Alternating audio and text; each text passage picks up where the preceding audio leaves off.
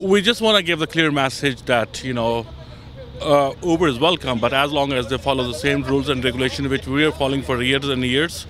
And one of the rules I mentioned, that safety of the vehicles. We don't want that Saskatoonians travel in unsafe rides.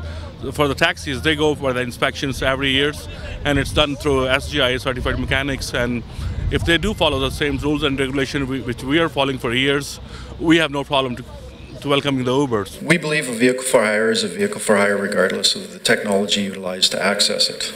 There's a vehicle for hire, a meter calculating a fare, a passenger, a dispatch, a technology to book in both a taxi and a TNC. There's no difference. At the end of the day, people simply want to ride. A level playing field means exactly the same regulations. The suggestion of reviewing the current taxi meter fare structure and developing options to improve affordability seems very optimistic and unrealistic.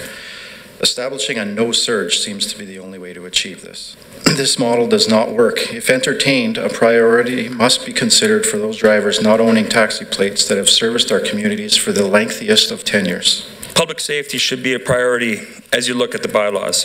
Taxis, TNCs, and limos or blacktop cars all engage in exactly the same activity. Yet somehow TNCs seem to continue being regulated to have a competitive advantage and escape the necessary public safety standards like police-conducted criminal record checks, licensing procedures, and fees and commercial insurance costs. I realize that everything is expensive, but should cab drivers be expected to suffer because TNCs that subsidize their rides by nearly half are willing to lose billions annually to drive legitimate taxi operators out of business? So for about the past 6 months, the STCA has been advocating a made-in-Saskatchewan solution, the flex service taxis. It's basically a hybrid solution that can safely put more vehicles for hire on the road while still protecting local jobs, investment, and tax revenue. In fact, I made a presentation to you about our flex service proposal last May, and we have worked with city staff to advance this idea because we think it's a compromise solution that meets your policy objectives on issues like helping to reduce the incidence of impaired driving.